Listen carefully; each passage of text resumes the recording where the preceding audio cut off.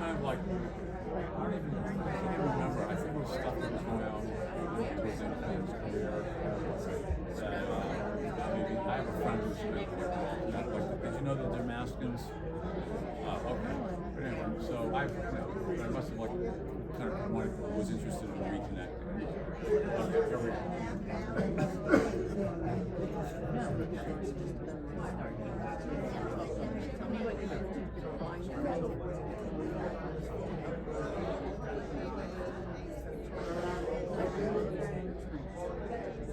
I'm glad there's more people.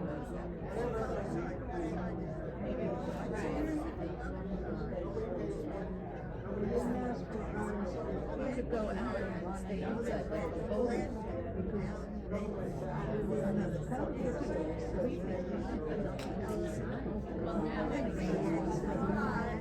What's that? I can't hear you. What's that? You know what? I want to say, I think that the son is here because he looks like his father. Like they were friends with my parents. I want to go up and say hello. I don't know what the daughter looks like. There's a sweet daughter. I don't know what the kid's names are. But I'm pretty sure the son is here. If there is a son, because he was spinning me with his father. Well, yesterday they sat for a couple of hours. I couldn't see. Yeah, but I want to go and try to say hello to him.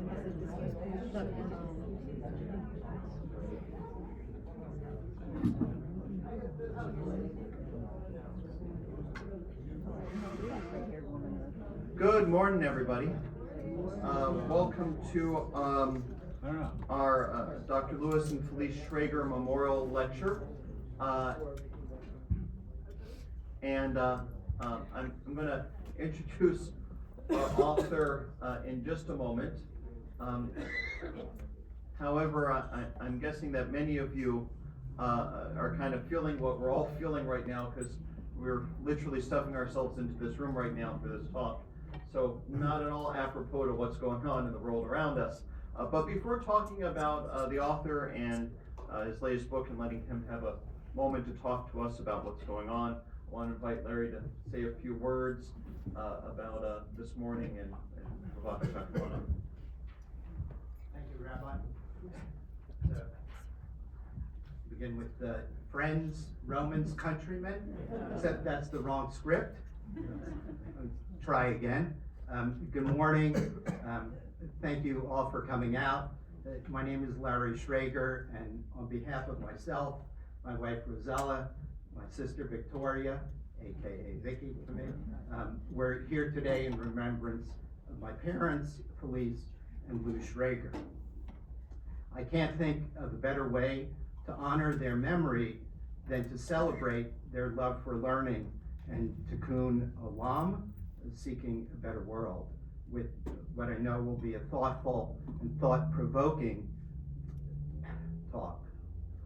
Many of you who knew Felice and Lou know they both fled Vienna amidst the growing threat from Hitler's consolidation of power and ever-increasing denial of rights and violence against Jews.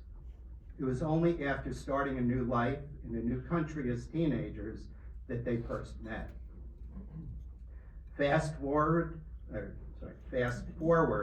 several decades, and my sister and I are out of the house, and my parents become active members in temple programs like Torah study and attending Friday night services. Rabbi Miller likes to pull out his greatest hits with memories and stories about visiting my dad at his office in his cozy sunroom in the back of his office, set for noshing and coffee and sharing conversation. He likened it to old Vienna.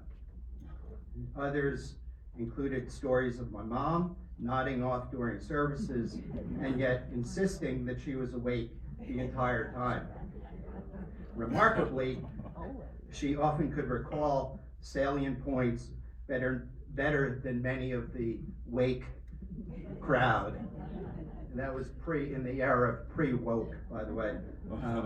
Of course, her academic training in political science and her knack for identifying root causes or key people always helped. Before turning it over to Rabbi Baisley, I'd just like to share a little tidbit of how interconnected our seemingly unrelated worlds can be. Our friends Tim Kinsella and Lisa Klein introduced us to the Brennan Center for Justice a number of years back when their daughter joined the Brennan Center for Justice as part of their legal brain trust.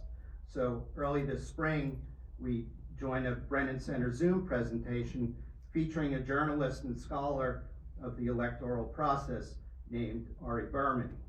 We've since heard him speak a number of times in different venues. I'm now halfway through his latest book, Minority Rule. I'll even show it here. But it's a stunning look at the forces trying to counter representative government from the beginnings of our nation. So I hope everyone can appreciate what he will be sharing with us today. Thank you.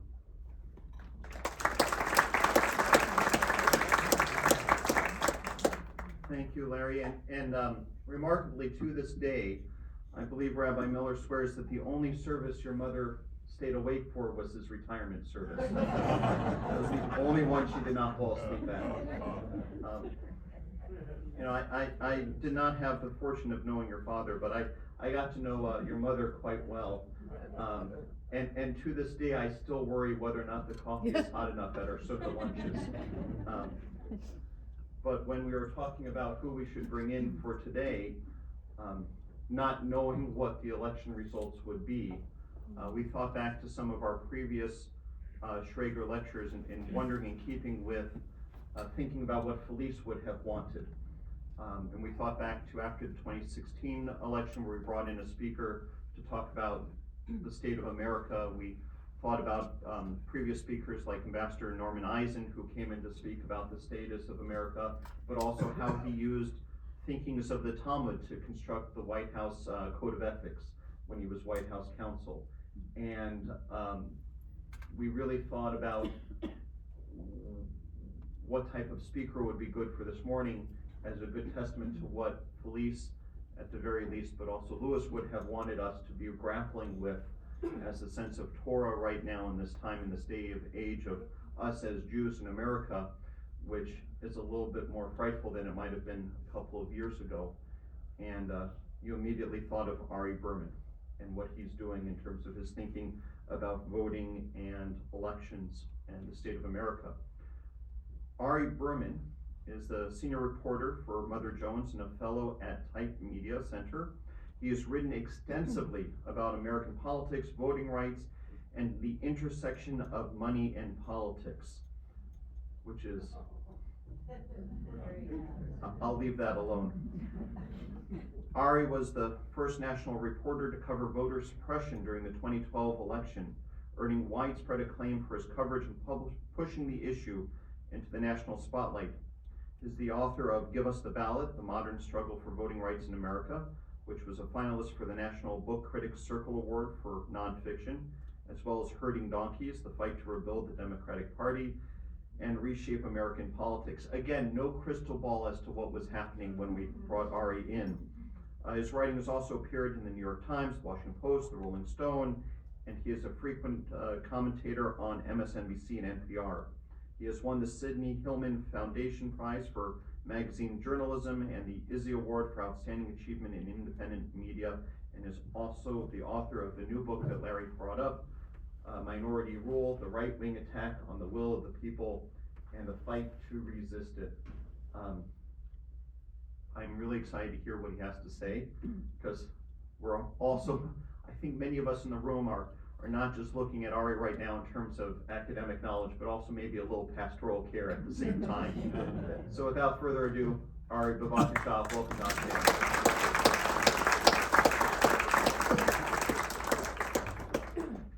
Good morning, everybody.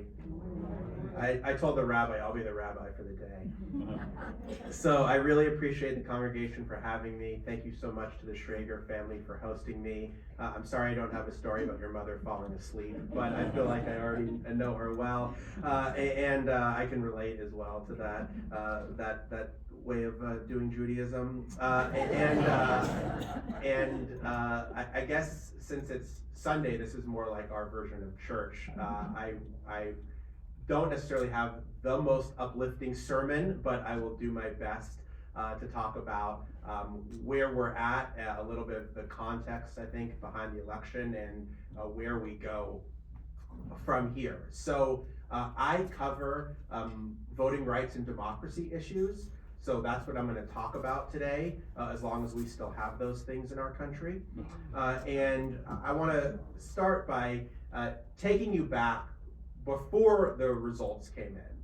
So about 6 p.m. on election night, when we were still, I think some of us feeling hopeful about what might occur in the election. And the exit polls came out. And people always say, don't read too much in the exit polls, but of course then everyone does because the news spends an hour talking about it. So there was one really interesting part of the exit polls, which showed that the top issue for voters was democracy, was the state of democracy. And I was thinking to myself, that seems like good news for Kamala Harris, because she has made democracy a central issue. Does anyone know what that noise is, by the way? Okay, got it. Okay, I just wanted to make sure. You never know who's listening. Okay, so back to what I was saying. So I thought that was good news for Harris, because her campaign was basically saying Donald Trump is an existential threat to American democracy as we know it. So if you cared about democracy, that would seem to be a good sign for her. Now, it turned out that that was true. For the 34% of voters who said that the state of democracy was their top issue, they voted 80% for Harris. So indeed, those voters who picked democracy, they did indeed vote overwhelmingly for Kamala Harris. The problem was, with the exception of abortion, all the other issues that people chose, the economy, immigration, foreign policy, those voters broke heavily for Trump. And that was enough. Those issues combined overshadowed the state of democracy. But I've still been thinking about this a lot in the last few weeks. How could democracy be the top issue? And the candidate who most people believed posed an unprecedented threat to the very foundation of American democracy win the election.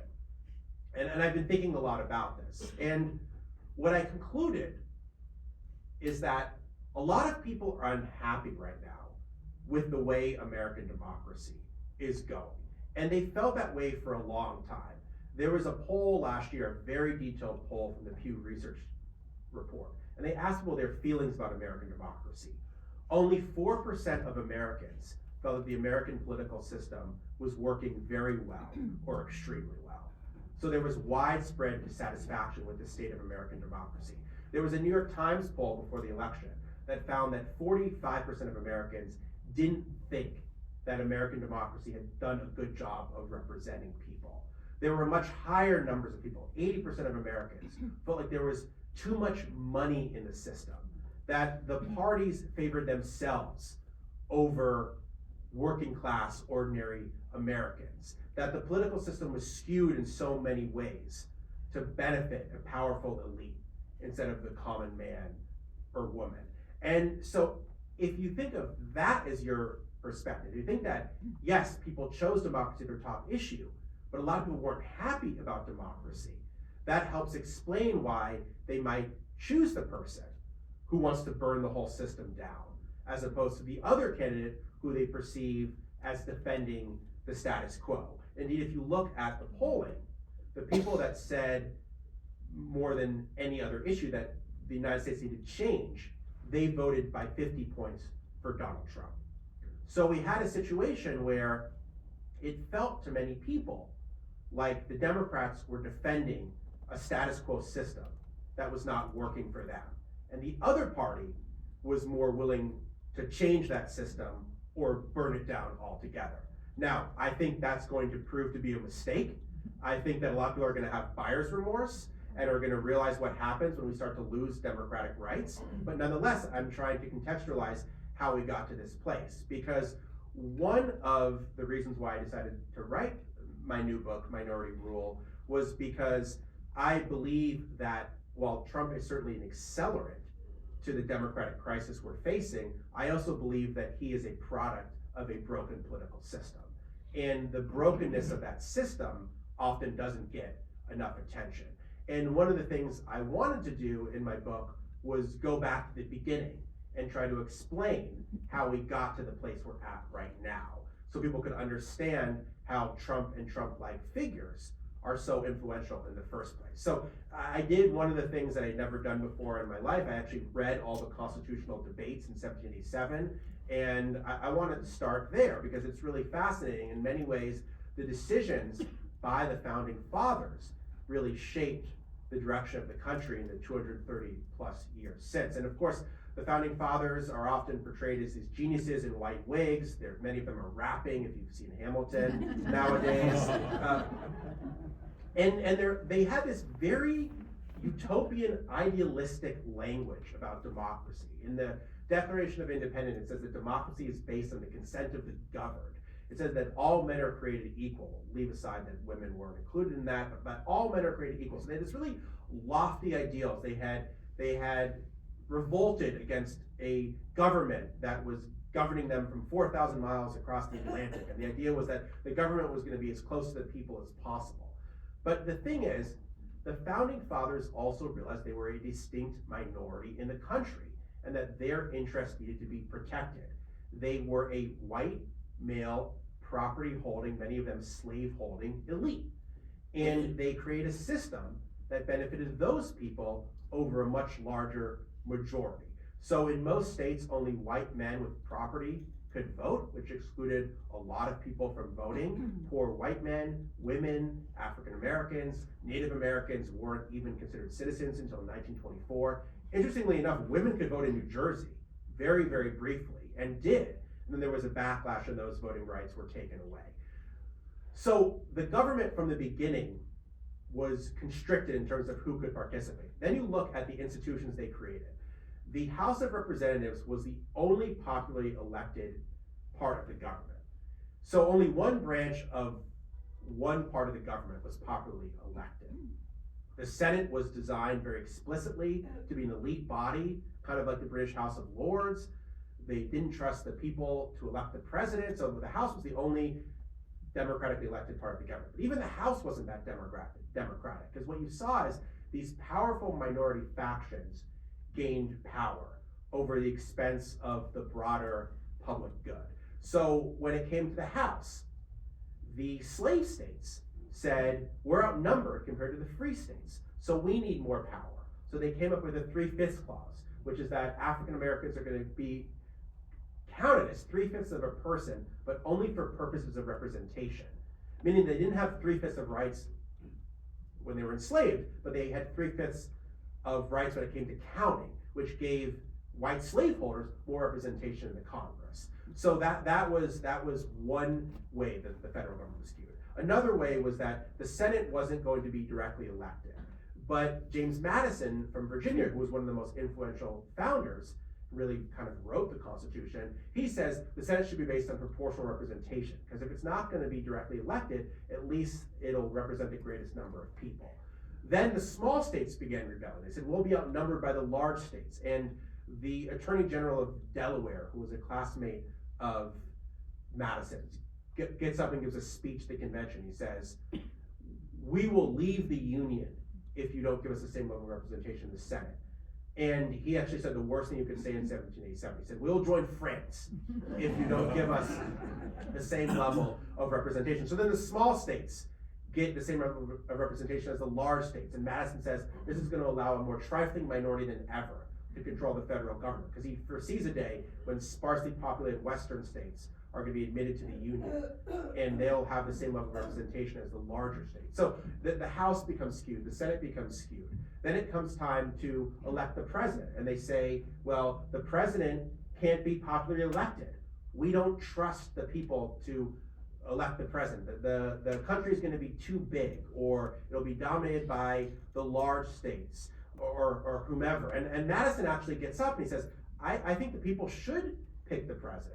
The problem is that I'm from a slave state, and that means that we have a lot of people that can't vote because they're enslaved. Therefore, in a direct election of the president, the free states will have more power than the slave states. So I don't favor a direct election of the president.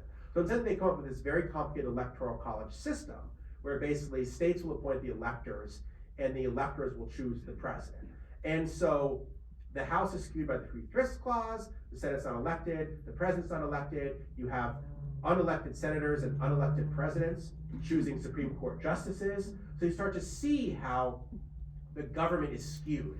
And democracy really doesn't work for most people. In the first election where George Washington is basically picked by 40-something electors, only 6% of Americans are even eligible to vote in the election. And only 1.2% of Americans actually turn out in that election because they know their votes don't actually matter, that these small group of electors are actually going to pick the president. And so even though we have this lofty rhetoric about democracy, democracy is actually quite limited in practice. Then over the ensuing decades, the struggle becomes to try to open up American democracy. The first people who really gain the right to vote are white men without property, and those barriers start to be chipped away.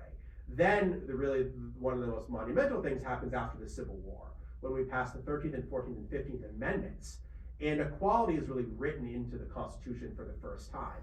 And formerly enslaved black people are given the right to vote.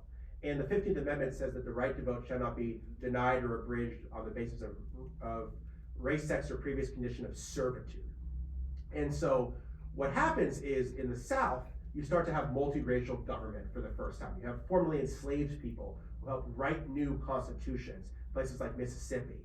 And they start becoming leaders in these places. And you have moderate and progressive whites joining forces with recently enslaved black people. And you have black senators and governors from places like Mississippi and Louisiana, something that's never happened since. But there's a white backlash.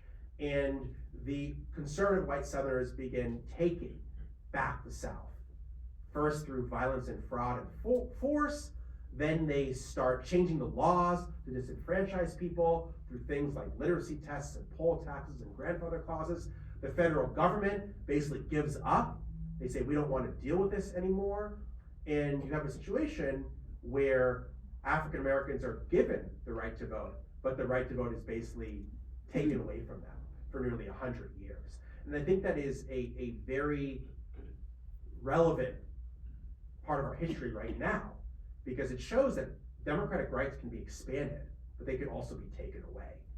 And that you often heard Barack Obama on the campaign trail quote Martin Luther King, saying the arc of history is long, but it bends towards justice. But I think even Obama himself would admit it's probably more accurate to say that the arc of history bends towards justice, but it often snaps back as well. That moments of progress are often followed by moments of retrenchment. So we basically have Jim Crow for nearly 100 years.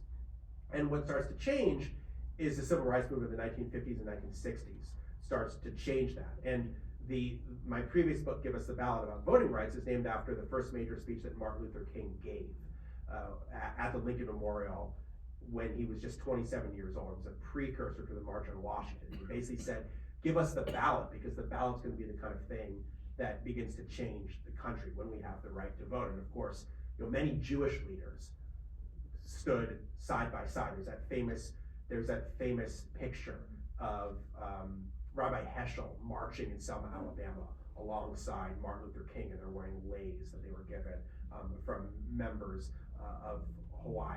So there was this massive movement for integration and civil rights that spanned lots of different backgrounds and lots of different groups in society.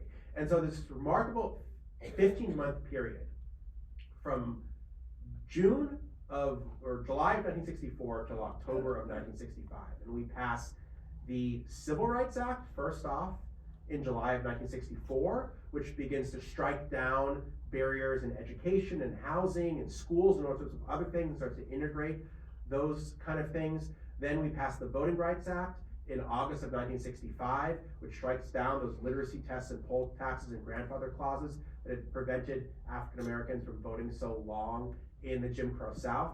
And then in October of 1965, which is often not talked about that much, we passed the Immigration Reform Act. And that's really critical because for so many years, America basically had a Jim Crow immigration system where people could only come in from the right parts of Europe. And we know this very well as Jews, the history of America having a discriminatory immigration process. And one of the things I remember when I went to the Holocaust Museum as a kid in Washington, D.C., one of the things I was most struck by was there was conscious decisions by the American government not to let Jews in. It wasn't like they didn't know what was happening. They didn't want them to come.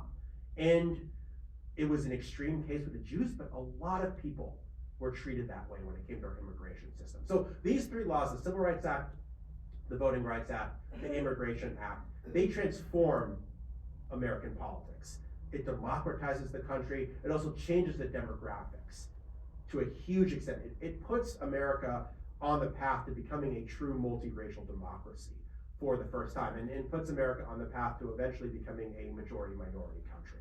So these are incredibly important changes. They also lead to a backlash that I think explains in a lot of ways where we're at today. So I begin my book talking about Pat Buchanan, someone who also wasn't very fond of the Jews, and his presidential campaigns in the 1990s. You may remember this conservative commentator, was on the CNN show Crossfire, worked for Nixon and Reagan, and he runs for president in the 1990s, and a lot of people forget about him because he doesn't win. But what he does, it's fascinating. He starts talking about the fact that the 1990 census predicts for the first time America will be a majority-minority country, in which white people will be the minority. And Buchanan says, this is a bad thing. This is going to end white Christian America as we know it. It's also going to be an existential problem for the Republican Party because the Republican Party is a largely white party. So he starts to say things like, we need to build a Buchanan fence among the US-Mexico border. We need to have a moratorium on all immigration. We need to repeal birthright citizenship for people who are born in the US to undocumented parents. He basically lays out the Trump platform 30 years before Trump adopts it. And he's sort of thought of as this crazy person. He doesn't win in 92. He does give a major speech at the Republican convention in 92 where he says it's a cultural war for the soul of America. But by 96, he's basically purged from the Republican Party. And his ideas seem very fringe. But the interesting thing is that they start to come back, and they particularly start to come back after the election of the first black president. Because Buchanan starts to say, see, I told you so. As the country becomes more diverse, as it becomes more democratic, people like Barack Obama are going to start getting elected. If you look at the numbers in 2008, 5 million new voters participated in that election. And of those 5 million new voters, 2 million were black, 2 million were Latino, 600,000 were Asian American. And they voted 75% for President Obama.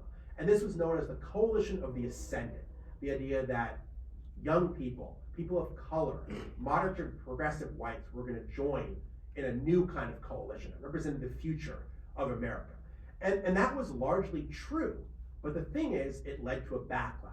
And it first led to a backlash at the state level. And this is when I started covering voting rights, was after the 2010 election, when all of these really pivotal swing states, places like Wisconsin and North Carolina and Ohio, flipped from blue to red. And they began introducing new restrictions on voting, doing things like closing the number of polling places, purging the number of people from the voter rolls, cutting back the amount of time that you had to vote, requiring new IDs to vote, so that in Texas, for example, you could vote with a gun permit but not a student ID. And I argue that the radicalization against democracy started at the state level. And that helped explain Donald Trump's rise. Because if the Republican Party hadn't already radicalized against democracy at the state level, they would not have been so open to a Trump-like figure in the first place. And that Trump's whole campaign was about protecting in many ways, the white Christian America that Buchanan talked about. When he talked about making America great again, to me, the again he was talking about was before the Civil Rights Act, before the Voting Rights Act, before the Immigration Act. That was the kind of America that he wanted to protect. And clearly we saw the lengths they would go to try to hold power. I started writing my book, Minority Rule, before the insurrection at the Capitol. But that was the most concrete way that the will of the majority was attempted to be overthrown in modern times. And it's interesting because now you have a situation where Trump didn't just win the Electoral College, he won the popular vote. By a lot less than he claims, but he did. You have to admit, he won the popular vote. So people are saying, well, minority rule is not a thing. Trump was democratically elected. Yeah, he was democratically elected. But I think we can't just speed past all of the ways that democracy was undermined and the political system was skewed in 2024. So first off, 29 states had new restrictions on voting after the 2020 election, meaning that Trump tries to overturn the election, he fails, then his allies in all these states turn around and they try to target the voting methods that people had used so successfully in 2020. Because remember, it wasn't just that Biden won in 2020, we had the highest turnout in 120 years in the 2020 election, in the middle of a pandemic, because there was not just so much interest in the candidates, but voting methods were expanded. People used things like mail ballots more than they ever had before. And there was so much attention on how to vote, not just the importance of voting, but how to cast the ballot. So they started to cut back on these things. They made it harder to get mail ballots in places like Georgia, harder to return those ballots, harder to have those ballots counted. At the same time, you had people that said that the 2020 election was stolen, moving into positions of power, running for Congress, running for state level offices, taking over local election boards. And that led to people wondering if their votes were going to be counted. Then you had the role of the courts in 2024.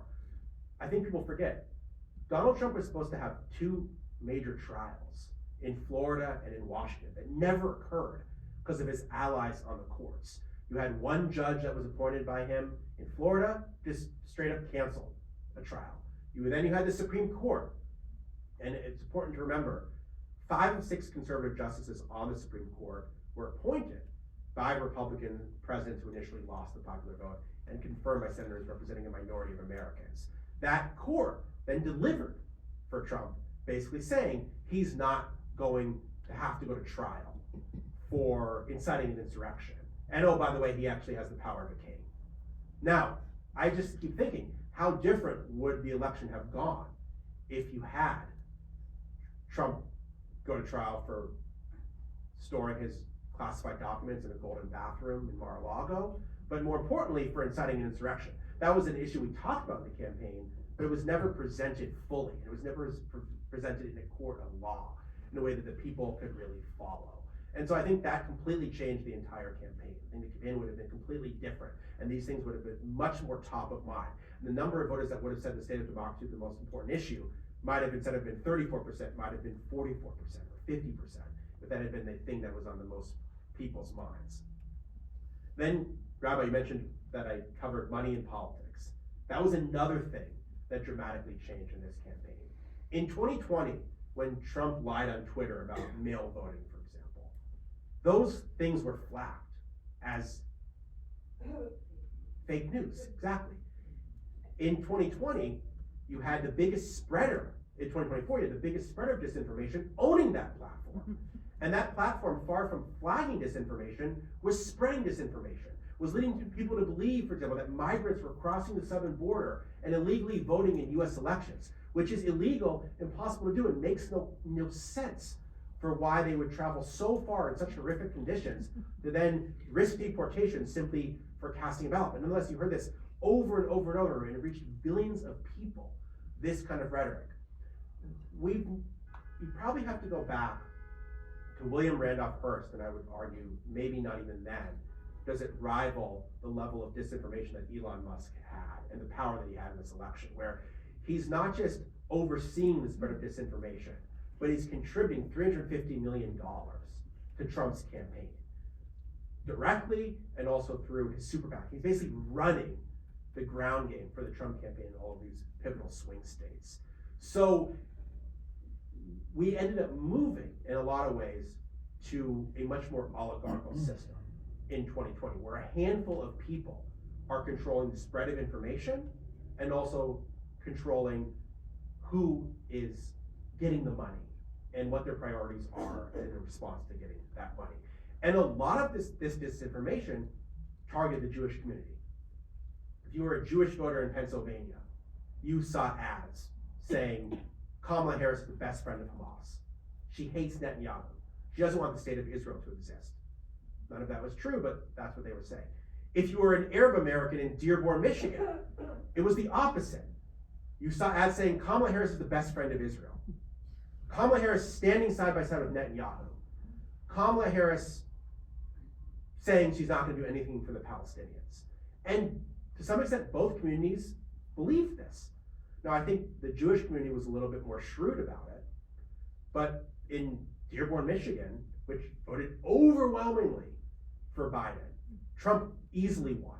Harris came in third behind Trump and Jill Stein. And I'm still processing how so many people voted for the guy who did the Muslim ban. But nonetheless, that was a lot of it was due to disinformation. And I think that Harris had a pretty reasonable position on Israel, which was that she believed Israel had the right to defend itself after October 7th. She thought the war was initially justified, but she was concerned with how Israel had carried it out. She was concerned about the civilian casualties. She wanted it to end, and she wanted a two-state solution. I think that is the position of a majority of Americans and a majority of American Jews. But that one issue was distorted. But it wasn't just the Jewish community. Black men were pitted against black women in terms of the disinformation. Latinos with status were pitted against Latinos without status to say that the migrants coming over are going to take your jobs. So instead of embracing the idea that democracy is stronger when all of us participate, it was one community pitted against each other. And Harris was running a campaign of joy. But I'm afraid that the campaign of fear, the campaign of division, the campaign of blame this person for your problems, blame that person for your problems, that was persuasive to a lot of Americans. And so I think that helps explain where we're at in the election. I think a lot of people voted based on that. I think a lot of people also voted based on bread and butter issues, price of rent, price of gas, price of eggs. I think they're based on who Trump has nominated and what his policy platform has been so far. I don't believe he's going to be laser focused on the price of eggs. I think he has another agenda that he wants to pursue. I think his agenda is largely about vengeance, retribution, and self-enrichment. But I think that the perception was that Trump's going to be for those people. Then you have to ask yourself, how did the Democratic Party get in this position? Wasn't the Democratic Party supposed to be the party that was about the working man and woman? Wasn't the Democratic Party supposed to be the party that stood up for multiracial democracy? Wasn't the Democratic Party the party that's supposed to challenge oligarchy and a broken system and a flawed status quo? And they didn't. They didn't outline an alternative vision. They just defended the system as it was. Joe Biden's message was, trust me because I can defeat Donald Trump. That wasn't a message of change or hope. It was a message that was not unlike Trump's message, which was elect me so I can fix it. That was Biden's message. And then they realized Biden's not coherent anymore. Okay? It was quite obvious to a lot of people, but it was very obvious in the debate stage. Biden's not coherent anymore. So let's find the next person. Okay? But for all her strengths, Harris didn't go through a democratic process to become the Democratic nominee. She wasn't vetted by the voters. She wasn't chosen in a democratic election. She was forced, and again, I think it was the right decision to make, but she was forced on the voters by the party's strategists and donors, not unlike the way that Trump was propped up by some people like Elon Musk. So I understand why the public felt like this was a choice between two bad choices. And this was something where you had one candidate who tried to overthrow American democracy, another candidate who, while not that extreme, still was a process that was less than democratic in terms of how she was put forward, and then wasn't speaking to the concerns that people had in their everyday lives. So I just want to talk a little bit about where we're at right now and what we can do about it. The first thing I think we need is, I think we need a long-term movement for political reform in this country. It's interesting, if you look after those three pieces of legislation were passed in the 1960s, the Civil Rights Act, the Voting Rights Act, and the Immigration Act, there's a really interesting memo that I talk about in my book that was published by Lewis Powell, who was head of the Chamber of Commerce, later became a Supreme Court justice for Nixon in the late 1960s, early 1970s. And he basically says, we're losing the war of ideas. We're losing the culture wars. We're losing the political battles. We need to invest again in the war of ideas. We need to have a long-term plan for taking over the courts, academia, other institutions. We need to have a plan, not for what happens a year out from now, but what happens 30, 40 years out from now. And they accomplished that. When Roe v. Wade passed, when it was put into effect by the Supreme Court in 1973, they couldn't overturn it in 1974. They couldn't overturn it in 1975. It took 49 years to get the kind of judiciary that would overturn Roe v. Wade. Same thing with the Voting Rights Act. The Voting Rights Act, they tried to get rid of it in 1966. It was upheld 8-1 by the Supreme Court. They tried to get rid of it when parts of it were temporary and had to be renewed by the Congress. It was restored and strengthened 4 times by the Congress. And each time signed by Republican presidents, Nixon, Ford, Reagan, Bush. They weren't crazy about the Voting Rights Act, but they did it because there was a strong bipartisan movement in support of things like voting rights. So it took the changing of a court. It took people like John Roberts in the Supreme Court to where they could get the majority in 2013 to gut the Voting Rights Act, to say that states with a long history of discrimination no longer had to approve their voting changes with the federal government. And so it took 30, 40 years, 50 years to do these kind of things. And I think there needs to be a similar vision of political reform right now. Because right now, the system is not working for a lot of people. It's not tangibly improving people's lives. It makes no sense why 7 states should choose the presidency as opposed to 50 states. That is bad for representative government. It's bad for democracy. It depresses voter turnout in the 43 other states that don't decide the presidency. So even if Trump wins the popular vote, it's still a stupid, undemocratic, and antiquated system that we should get rid of. And one way to get rid of it is through the constitutional amendment. That's really hard. It requires 2/3 of the Congress and 3/4 of the states. It's hard to see us agreeing on that. There's another way to get rid of it. It's called the National Popular Vote Compact. When states that add up to 270 electoral votes, when they decide to join this compact, they will pledge the winner of their state's electoral votes to the winner of the popular vote. Now, this is obviously going to be challenged if it ever comes to be before the Supreme Court, but the fact is, those states right now add up to 209 electoral votes. So they're 61 votes short of 270. That means they have some work to do, but it's a lot easier to imagine them getting 61 electoral college votes than trying to pass a constitutional amendment right now. That's the kind of thing that you don't even hear about. During the middle of the campaign, near the end of the campaign, Tim Walz said, we should get rid of the electoral college. We need a national popular vote. 2/3 of Americans agree with that opinion. He was immediately, within hours, forced to disavow that statement. In the middle of a presidential election, in which 7 states were going to decide the presidency, which there could have once again been a split between the electoral college and the popular vote. We couldn't even debate the electoral college. We couldn't even debate it, let alone talk about what we're going to do to get rid of it. So that's the kind of thing that I'm talking about in terms of needing to change. Then I also think we need to look towards our own local communities and our own states and think about what we can do there. Guess which states moved towards Trump more than any other states? Which 2 states do you think it was? New York, New Jersey. What was the other one? New York. New York and New Jersey, okay? I'm from New York, we're in New Jersey, okay? Those states moved more than any other state to Trump. Now you could argue they had more room to move, right? Because solidly red states weren't gonna move as much. The fact is, a lot of people who voted Democratic voted for Trump in New York and New Jersey. And a lot of people that are core parts of the Democratic coalition, working class Latinos, working class African Americans, labor unions, people like that. They voted for Trump. They view the Democratic Party as elitist, out of touch, and always telling them what they can't do. You can't get your food in plastic containers. You can't say this at school. You can't say this to your friends. It's all about, I can't do this, I can't do that. People don't want to be told every single day what they can't do. They want a party that will support them and bring them in. And for all of Trump's racism and misogyny and borderline or outright fascism, they felt like they were accepted in Trump's party, and when they weren't accepted by a Democratic Party they view as elite, a Democratic Party that has become the party of a college-educated upper middle class in the cities and the suburbs that looks down on everyone else. I'm not saying that's how I view the Democratic Party, but I'm saying that's how a lot of people view the Democratic Party.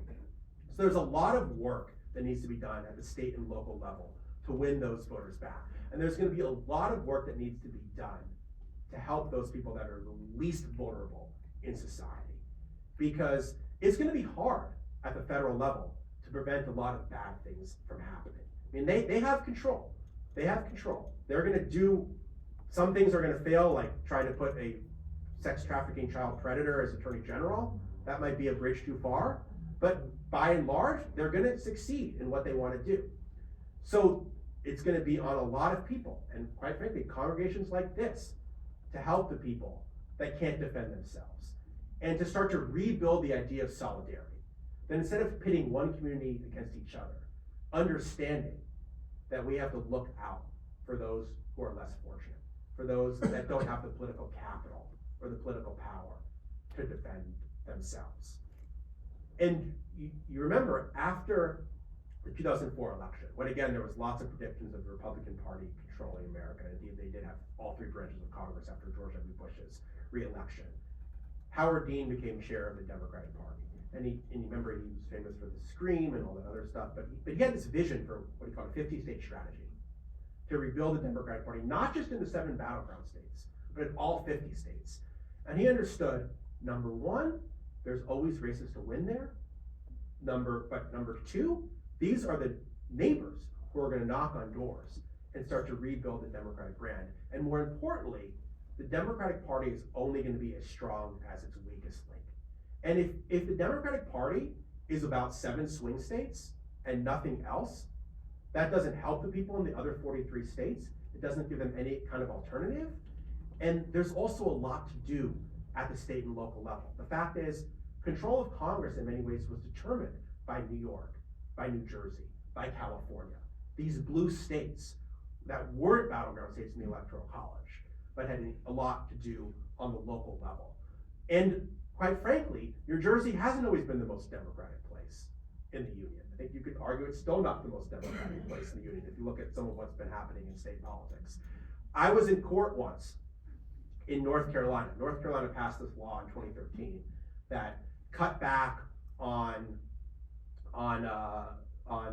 early voting, and it got rid of election day registration. It required strict voter ID to vote. One of the things they did is they got rid of voting on the Sunday before the election. That's when black churches used to do souls to the polls voter mobilization drives, kind of like synagogues on a Saturday. And they said, why they asked the state of North Carolina, why did you cut back on Sunday voting? And the state of North Carolina said, well, some people were using it more than others. So okay, well, who's using it more than others? And they said, counties that are disproportionately black and disproportionately Democratic. And the court struck this down, and they said that this law targeted black voters in the court was almost surgical precision. And this law was passed in 2016. But this was the kind of language you might have heard in 1866, 1966, but it was passed in 2016. But the lawyer for the state of North Carolina also made another argument, which he said, yes, we did cut early voting, but you know what? New York doesn't have any early voting. And I was sitting in the courtroom and I got really mad. I said, how could this son of a Confederate lawyer stand up there and demean the North and New York? And got very patriotic in defense of my own state. But then I thought about it and I said, New York doesn't have early voting. And that, now we do, luckily. We still have a lot less early voting than Texas does, but we do have early voting now. And there's long lines of early voting. People like early voting. So when New York didn't have early voting, that was bad for New Yorkers. The fact that we vote on Tuesday in November is because farmers used to bring their crops to the market in the 1800s. It's a totally integrated system. So it was bad for New Yorkers, but also when New York didn't have early voting, that then gave North Carolina an excuse to cut back on it. And we're in an era where all state battles are now national battles. And so when New Jersey shifts 10 points to Trump, or when New Jersey starts turning its back on values that we like to think that the state stands for, that has an effect, not just here, but also has a national effect as well. So what I want to leave you with is, think of the idea, if you're feeling overwhelmed, distressed, depressed by what's happening in the federal government. I'm not saying everyone is. Some people might be excited about it, but by and large, I'm guessing you guys aren't. Think about what you can do at the state and local level. Think about what you can do either in the political process, or if you're just so checked out of politics, think about who needs defending that can't defend themselves. And start thinking there, and start rebuilding this idea that in a democracy, we're better when all of us participate, when all of us have a voice. We need to start, once again, building a politics of solidarity, as opposed to a politics of fear and division. So with that, I'll end it, take questions. Thank you so much for having me.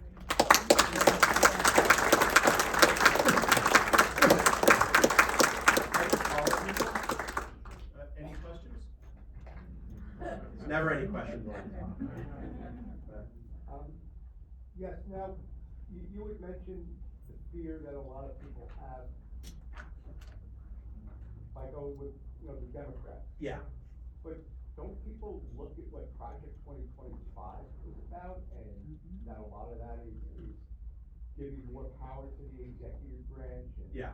taking a lot of women's rights away, and Yeah. it seems like people just are not looking beyond tomorrow. Yeah. I think it was an abstraction for a lot of people. I think people felt like, if Trump was such a threat to democracy, how is it that Trump was president for 4 years and we still remained a democracy after? Again, this is not my view. I think we came very close to not being a democracy on January 6th. But the fact is, they viewed Trump's presidency differently than a lot of Democrats talked about it. They viewed it as a time when democratic rights weren't under threat in the way that was described, where the economy was better and where their lives were better. Now, I think that was fairly historically myopic, but I think that a lot of what the Democrats talked about, democratic rights being taken away, Project 2025 being implemented, were abstractions to people. Now we'll see, as they start to do these things, we'll see if things start to change. And I think there's going to be somewhat of a tension between the fact that Trump did so well among working class voters and who the people in his cabinet are and who his donors are and what their priorities might be. I don't think we can count on that necessarily, that there's going to be a backlash, but I think there's very likely to be a backlash if people's lives don't start to improve. And if they view that, wow, I thought I was voting for change, but the political system is being changed in ways I don't like, which is even worse than what we had before. But I think that was largely an abstraction, so we'll see if it changes as stuff becomes more concrete. Yeah, I want to provide just like a little run-up, is that, so I'm trans Day of Remembrance just passed, which is when we commemorate the trans siblings that we've lost, mostly due to suicide, and because of lack of acceptance and gender-affirming care, which is a huge issue, and became a huge issue in the national election. So I guess when you talk about we have to have a 40-year vision of towards righting the ship, what do we do for, like my friend Evelyn, who died, who was trans, and every trans person I know has been suicidal and or knows someone who has committed suicide. So what happens to them? Yeah. Well, first off, I'm sorry to hear about your friend, and I do think that was one of the darkest parts of the campaign. That was another thing I should have mentioned, which is, again, how people were pitted against each other. That was very much exhibit A for that.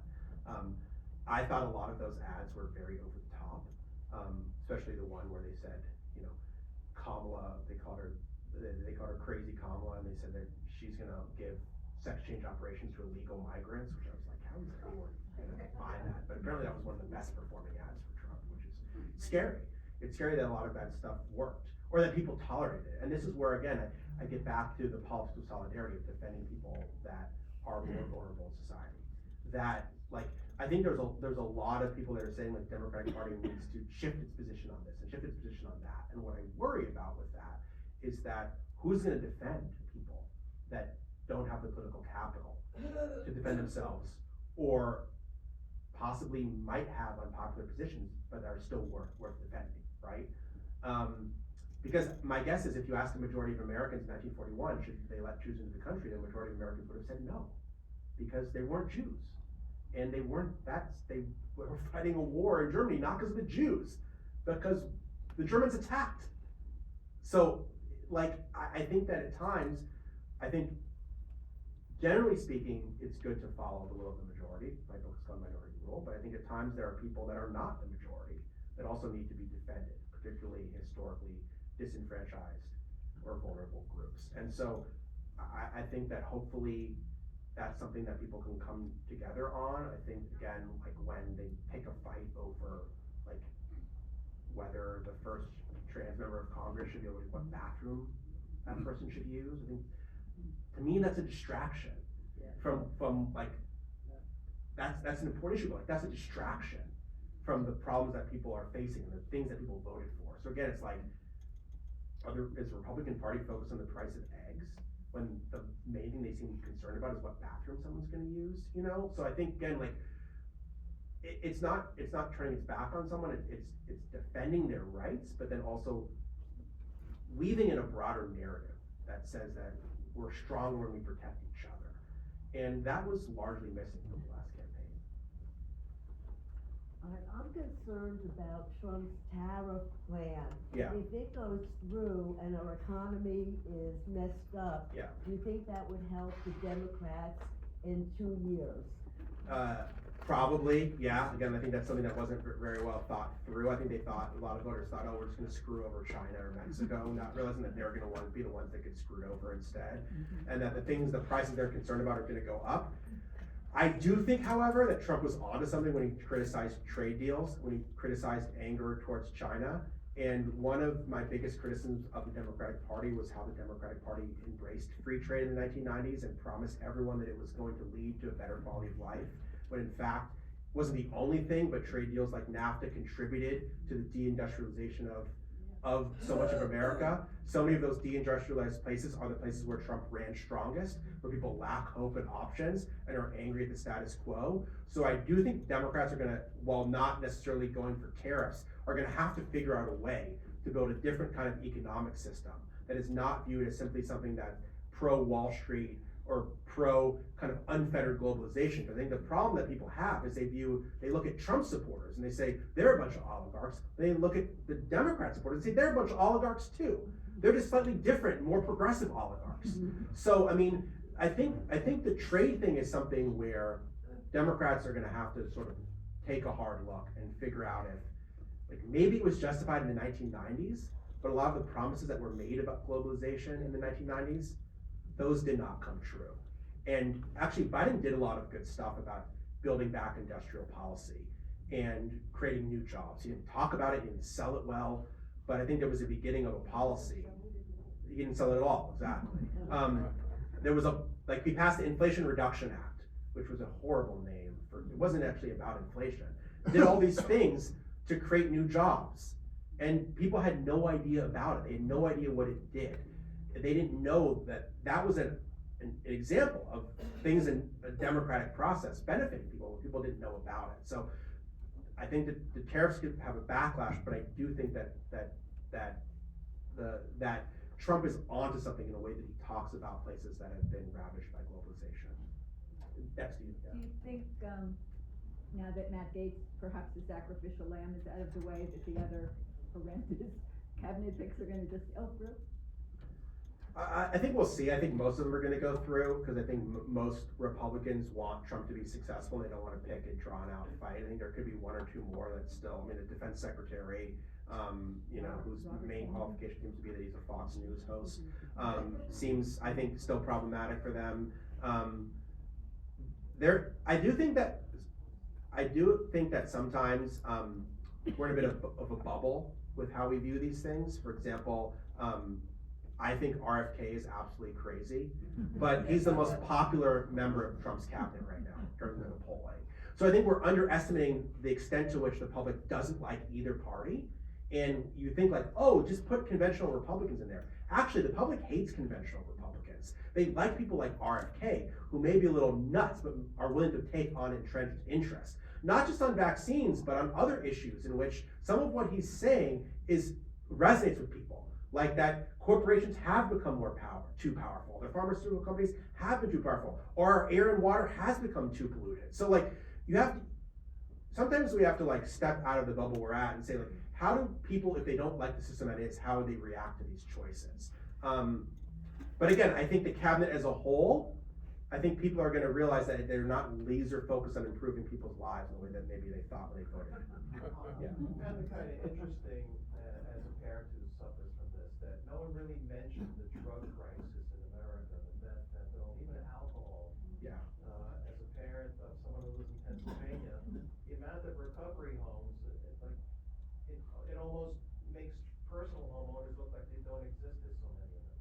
Why doesn't anyone mention that or try to tackle it? I think it's maybe talked about more at the local level, but I think because it defies easy solutions. But I do think that plays into it. I think if you look at a lot of those are communities where there's been major job losses, where there's a lack of hope, deindustrialization. I mean, these are breeding grounds. A lot of places are breeding grounds for the kind of Trump sentiment. And so, but I think it's something that has deeper root causes, right? And those deeper root causes are not necessarily easy to fix. So that's the kind of thing I think people would be wise to spend more attention on. But I don't have the answer as to why. And I also don't have it's not my expertise, so I don't necessarily have the answer for what to do about it either. Yeah, go ahead. I think, just to comment on what this gentleman just said, is that the Republicans seem to have framed the whole drug issue in terms of immigration. Yeah, that too. Illegal Yeah. immigration. Yeah. True. Societal. Yeah. That's not what I wanted to mention. Yeah. I think everything you're talking about screams the failure to communicate. Yeah. And that's the key issue for Yeah. Democrats. It was the key issue for Harris. So many times, even during the debate, I would scream at the TV, why are the Democrats being so wonky, listing Yeah. all the things they've done? Yes, Yeah. Biden tried anyway in his debate to talk about these issues. So did Harris, instead of looking at Trump and saying, you're lying. Mm-hmm. You know, and there's just this failure to communicate to the people they're trying to reach. Yeah. And the Republicans do it masterfully, even though they lie a lot of the time. Yeah. But Well, the line definitely had an impact, and the media ecosystem definitely had an impact. You may have seen there was a poll after the election. They asked people factual questions about things like immigration, the economy, foreign policy. Those people that answered the questions accurately were much more likely to vote for Harris. Those who answered inaccurately were much more likely to vote for Trump. So that was a lot of where how people got their news and where they got their news. And this was really the election more so than any other. People were getting their news from social media sites, which lacked any kind of guardrails, which at best spread disinformation, at worst were created to spread disinformation. So I think that's a big problem. I mean, I personally agree with you that more than any single policy change, I think the Democrats just need to nominate people that just relate better to the average person, that can explain things in a way that people can relate to. I mean, I think, when Kamala said, I've only had one client, the American people, I think a lot of people thought career politician. She's only had one job working for the government. And that was one thing they didn't like about her. That instead of being an asset, that was something they didn't like about her. So I think we have to realize the extent to which people are angry at Washington, angry at the political system. Democrats probably need to look outside Washington for the answers. Look to governors, other people that interact with everyday people in their normal lives, right? Tim Walz was kind of like that, but I think the minute he joined the ticket, they started taking away what made him interesting, which was the lack of scriptedness, the regular guyness, the fact that he went into that debate with Jody Vance, you could see, trying to memorize a spreadsheet of information. He should have just been himself, and eventually he was, but it took a long time to get there. And his answers on Israel-Palestine were not as important as whether or not he related to average everyday people. So I think that's going to be the biggest lesson. I think that they're going to have to look outside Washington for that kind of leadership, most likely. Do you think that going forward that the Democrats will, in Congress, will do better to work as hard as they can with Trump or to oppose Trump? I think it's gonna be a mix. I think people that are looking for, 2017 style resistance are probably gonna be disappointed. I think there's Democrats that won narrow districts where Trump is popular that are gonna vote for him, particularly on some of the social issues, maybe some of the economic issues. But I also think that a lot of Democrats feel like they could win the House in 2026. They came up very short this cycle. They quite frankly blew a number of House seats they probably should have won, because of how poorly Harris ran everywhere. And to me, the worst part of the map was not the 7 battleground states. It was I'm sure you guys saw this in the New York Times map after the election. Everywhere is moving more red, like everywhere with the exception of like a few counties in Colorado or Utah. And I'm not sure exactly what happened there. But so like that's the issue they're gonna have to face is like they can't just, they don't have to like rebuild in one place. Like, they have to rebuild like the whole country basically. And so I think it's gonna be a mix, and I think it's gonna be kind of wait and see, like wait and see how Trump is viewed, how much of a backlash there is, what issues he pushes out first and foremost. If Trump's smart, he focuses on the economy, but he's not doing that so far. Like I said, I think he's gonna be focused a lot on vengeance and retribution. And I think that has the potential for a very much of a backlash. Here, we got a lot of questions. How much time do we have? What if we said, I don't know your timetable or what we're going to. End at 12, right? We have 10 minutes for questions, so I'm gonna try to ask short questions. I'll try to give quick. Yeah. As long as you wanna Okay. take, really, I mean. Go ahead. Getting back to your analysis Yeah. of democracy in the US, I wonder what the role of the jury is as you see it. If there's a possibility for jury nullification and conscientious acquittal to make things like the abortion ban unenforceable in some states. I think that would be hard. I don't know I don't know that much about that particular movement, so you might have to enlighten me after. I think that generally speaking, there's a broad support for the rule of law, and so I don't know that kind of thing would be super popular or even that effective. But I think one of the things that's gonna be interesting, this is not exactly your question, but I was just thinking, I was listening to an interview on Fresh Air where I was driving down here, where they interviewed the former editor of the Washington Post, Marty Barrett, and the editor of the New Yorker, David Remnick. It's exceptionally depressing episode, but there's a lot of good info in it. And he's just talking about all the ways that like Trump is gonna try to change the press. And what they're saying is it's gonna be thought of as an attack on the press, but what it really is an attack on free expression, right? So like, I think, because Trump is gonna attack so many things like this, and I think like, the danger is it becomes all these niche things, like, oh, he's attacking the press one day, and he's attacking immigrants one day, and like, I think that the challenge is gonna be to show the broader way this is effective. That like, yeah, you might not like the media, but guess what? Like, your ability to have some crazy rant on Facebook is also in jeopardy because of attacks on the press. Like, when you start to roll back basic rights that are enshrined in the Constitution or were added later, like the Bill of Rights, that starts to affect a lot more than just one aspect of society. I think that's gonna be the challenge here, right? Because he's just gonna say, oh, I'm going after the media, and that's gonna be really popular with his base, but you're gonna have to show like this actually is gonna affect a lot more people. So I don't know how jury nullification fits into that, but I think there's just gonna be the resistance is gonna have to be presented in broader terms this time.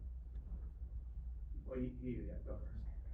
Yeah, when you were saying Democrats are not like, Yeah. Educated. Yeah. You could have just added, I think, locally, Yeah. right? Or us. Yeah, it's all the people in this room. Space with it. Yeah. What? Well, no,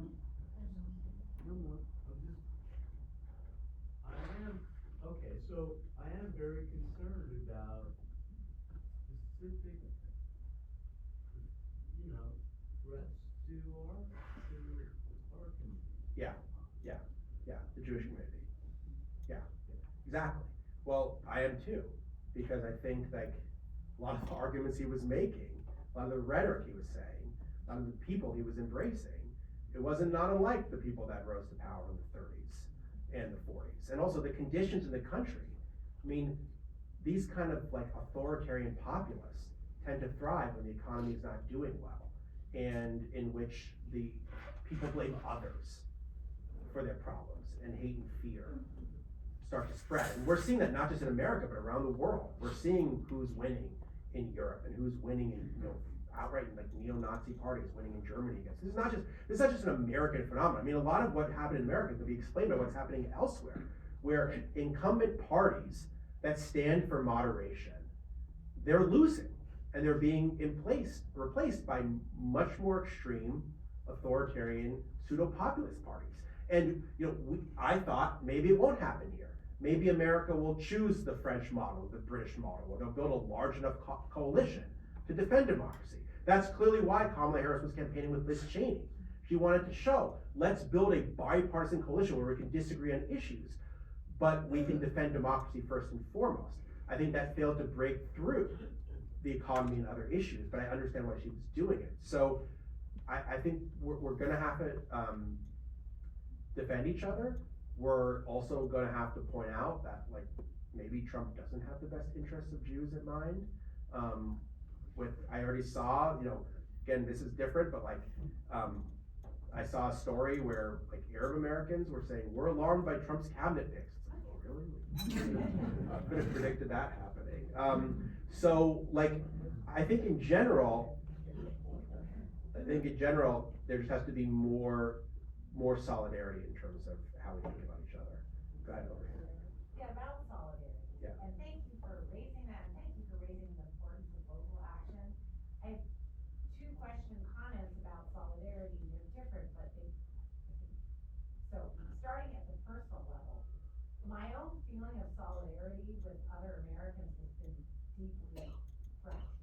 Yeah. Right? I mean, it's hard to, judging doesn't do any good, but ordinary Americans who voted for what they thought there was self-interest and voted for what Trump stood for, I would tell people here, it's so appalling that it makes it hard for me to think about campaigning for them and with them. And then the issue of Israel-Palestine is fractured in another direction. So I'm almost like, not suspicious, I don't feel a lot of solidarity, I feel, deeply disturbed. But the other kind of solidarity, issue I wanna ask you about is about immigration. Because I think that is, sometimes you think, I could run the country better, right? If I was in power, I'd do this, I'd do that. I do not want to be in charge of immigration. I don't have any good idea. Certainly in Europe and certainly looking at history, it's a very scary phenomenon. It seems like a losing issue for Democrats. Just to reflect on what does that do and the way the Latino vote went is I think very disturbing and indicative. Yeah, so, I mean, you raised a lot of good points. I think, first off, the election, there's a certain percentage of Trump's base that is probably unwinnable, and will be there for him or possibly other nominees. We don't actually know. They might not actually like other Republicans all that much other than Trump. Trump has a unique appeal. People that decided the election were not those people. People that decided the election moved from Biden to Trump or didn't vote. So I view those as winnable people. And I view those as people that can be talked to, that you might disagree on this election, but you have to figure out a way to talk to them if you want to win future elections and get people to advocate for your issues. Because those are people that voted for Obama, those are people that voted for Biden, they clearly have some level of tolerance and belief in supporting other people, or they had those values, but they weren't persuaded to vote at all, which is another big segment of the debate. Trump did better than in 2020, but not that much better. Harris did a lot worse than Biden. So a lot of people didn't vote. And you have to reach those people and give them something to vote for. So I get what you're saying, but I think just writing everyone off as the same, the 75 million people are all the same, I think there's different.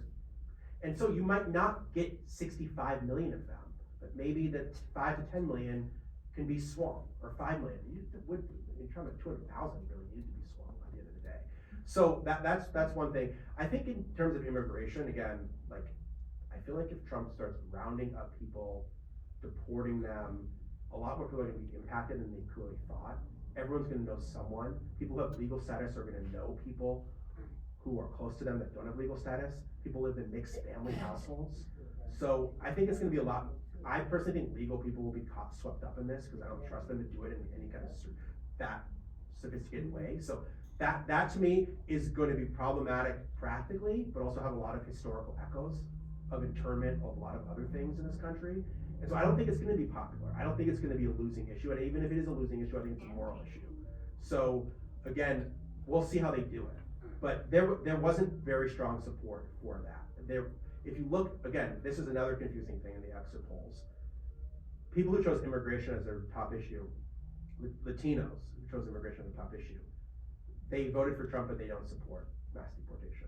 So it's complicated, it's confusing. People don't have necessarily the most rational views on things. And I think if it's done in a really horrific way, it's gonna lead to a backlash.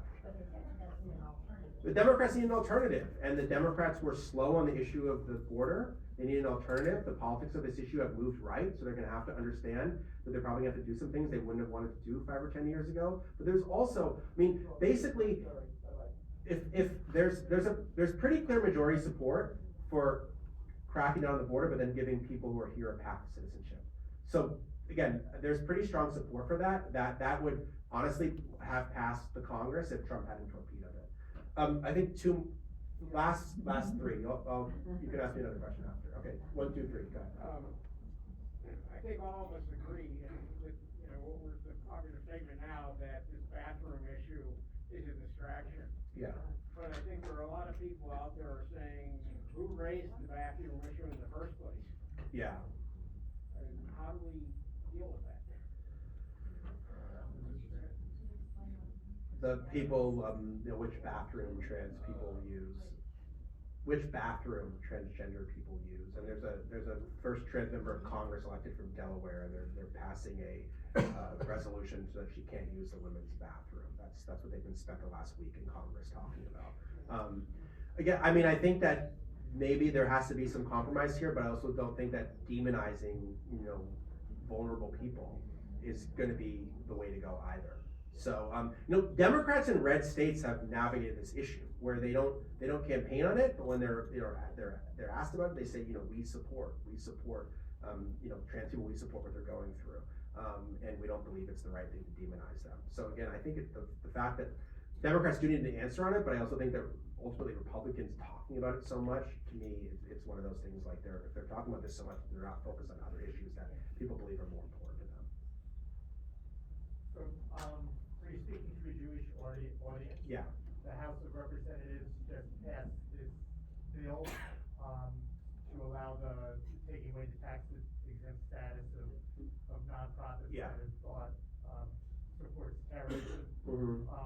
The bill is opposed by almost all the Democrats in New Jersey, the Congress people from New Jersey.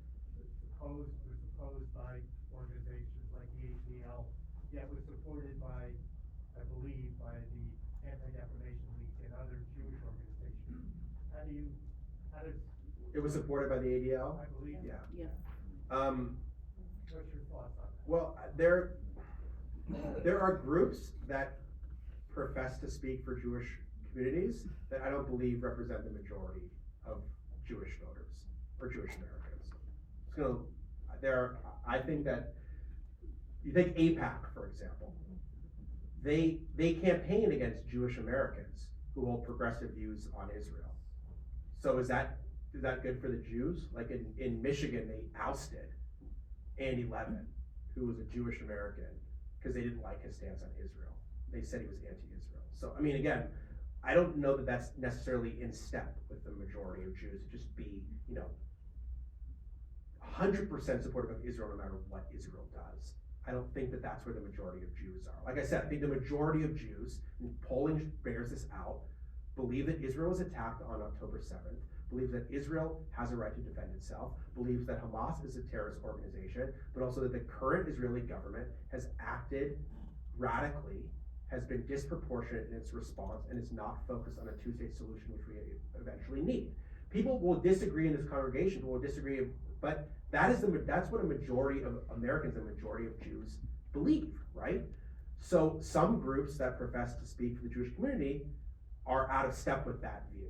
and have a different view that's much closer to the Trump Netanyahu view of the situation. And that's a tension right now. And that's gonna remain a tension. And different people are trying to change that, but it's been difficult to change. That bill also has to pass the Senate, so we'll see if it passes the Senate. I'm skeptical it will. Go ahead.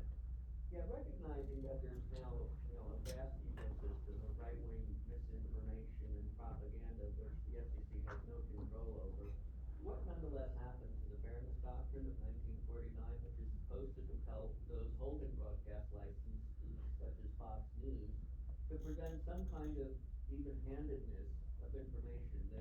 They just go merrily on their way, spewing whatever nonsense they want, and regardless of. Yeah, my understanding is that Reagan got rid of it, and possibly with the help of the Supreme Court. Someone might know. I at one point knew more about this than I remember now, but that's a really good point. I mean, a lot of what happened in 2024 would not have happened if we had a fairness doctrine. I also think just in general, there was this utopian view of social media about a decade ago that it was going to lead to this great democratizing, and I do think the media has democratized, but it hasn't become more democratic, if that makes sense. It hasn't helped democracy.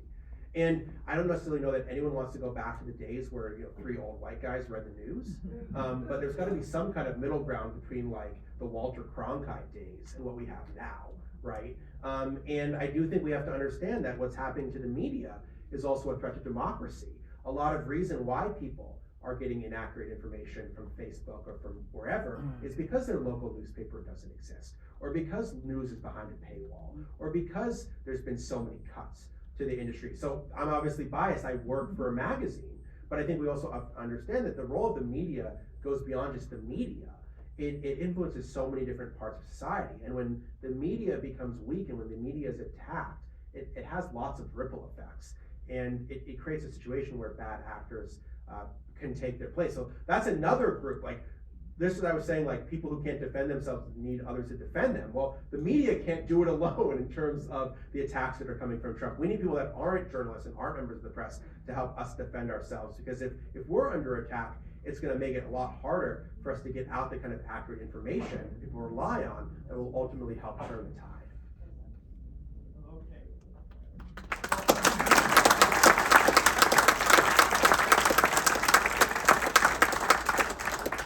Thank you, Ari, for that wonderfully uplifting conversation. If you'd like to read more about it, his book is available for sale right outside those doors, and I'm sure you'll be available to sign as well. Thank you to the Schrager family for bringing Ari in, and anything you have to say before we... I just want to add something that I saw sort of midway through the book, which is about as far as I've gotten so far, but I do intend to finish it, and that was, and it's about immigration, and it's about your observation about Hitler referring to the legislators of the, I believe the 1920s, Reed and Johnson perhaps, who were the template, who Hitler used as his template for good immigration policy. Yeah. And this was immigration policy that restricted and curtailed people from, the southern areas of Europe, from Eastern Europe. Yeah. So the Jews that, came in, those were the targets of those immigration restrictions, and those are the same things that Hitler called out as being America being the best resource for this new tightening of immigration policy. Yeah, yeah. So that's the kind of happy tidbits that are in the book. Yeah. Thank you all. Thank you. Thank